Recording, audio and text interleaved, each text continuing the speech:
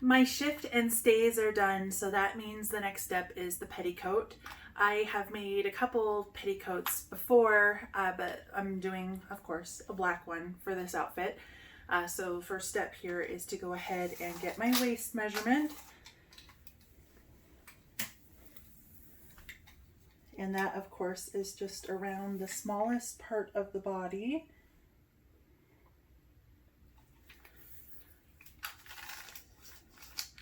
Now, the way that, or I should say the type of petticoat that I'm making is the kind that you lace up both the front and the back.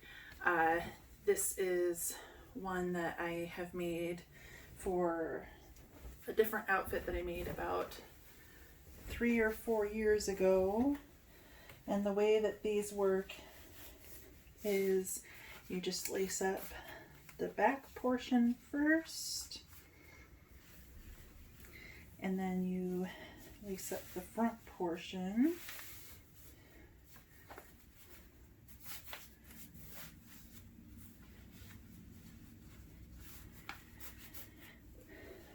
So when you're making a garment like this, you really only have a couple of very basic measurements that you work with.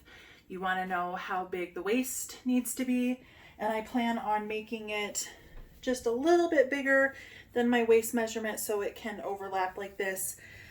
The side slits are nice for if you are wearing pockets with the outfit, which I'm considering making pockets for this outfit. The other measurement you need is how long you want it to be. This one I am going to go to my, just probably about halfway between my knee and my ankle. What I measured earlier, I think I'm just going to do a yard for the length, so 36 inches. And then also it depends on how wide you want it to be. I am probably just going to do 2 panels of the width of the linen, which is going to be each panel being 60 inches wide.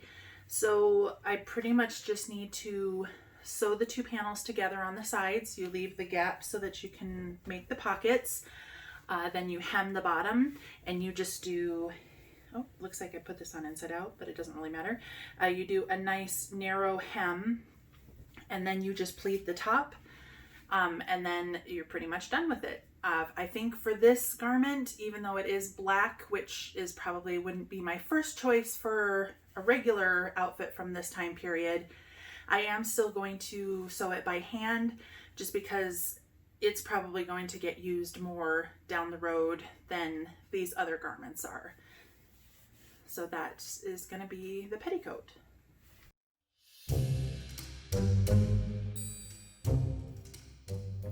Because the petticoat is made up of 2 panels that are the full width of fabric, I am just leaving the side seams with the selvage exposed. That way I don't have to do any additional finishing work with it other than just creating the side seam. The stitch that I am using along the length is just a running stitch. Every time I put the needle in again, I just do a little back stitch to kind of tack things in place. That makes the stitch a little bit stronger.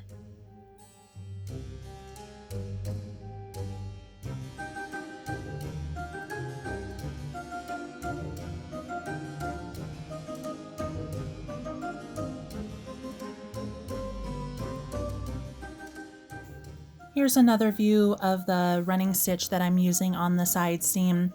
Once you get in the swing of things, it actually goes really fast, and I was able to complete the side in about 10 minutes.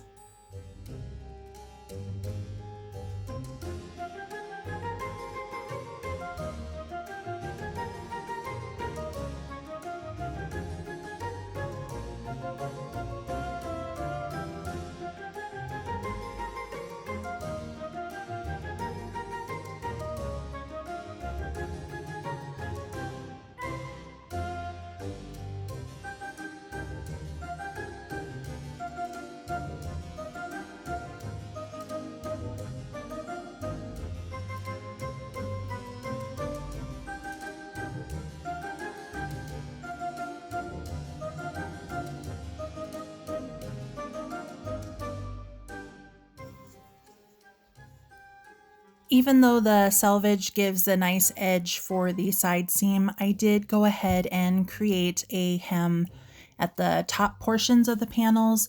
That was going to be where the openings for the pockets were and where it would potentially be exposed if somebody saw it. This hem is just created in the typical way that you would hem a garment. It is folded over on itself with the selvage hidden inside, and then just a whip stitch used to secure it in place.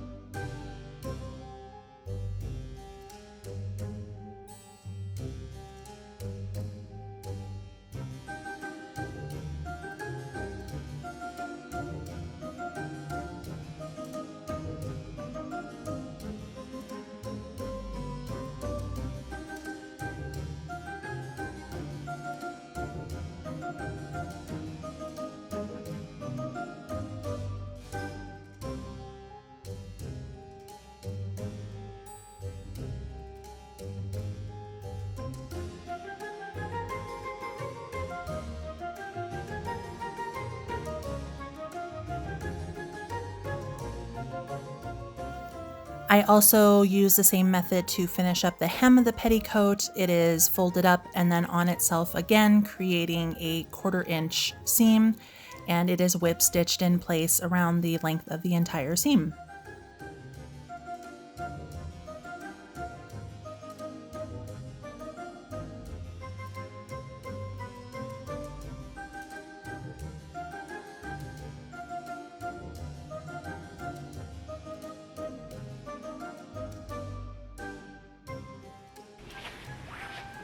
The black petticoat is done. I'm really happy with how it turned out. The tape that I used at the top, I did only have enough of, so the back ties in the front and then the front ties in the back. I kind of like the front one to be able to loop all the way around and then come back up front and tie. I just enjoy that a little bit better, but it's not difficult to tie it behind the back at all. I am happy with the length and how everything turned out. And I've got the room for pockets, and I think it is gonna be pretty cute. I did end up hand stitching everything. So it was the side seams. There is a finished edge here because I did just use the salvages on the inside. And then the hem, of course, is finished. And then the tape stitched the top, so that completed them. In editing this video, I realized I didn't really show or talk about how to do the waistband on the petticoat, and that could maybe be considered the most difficult part, but it's still pretty easy. Basically what you're doing is a center box pleat on both the front and back panel, and then knife pleats going away from that box pleat on either side.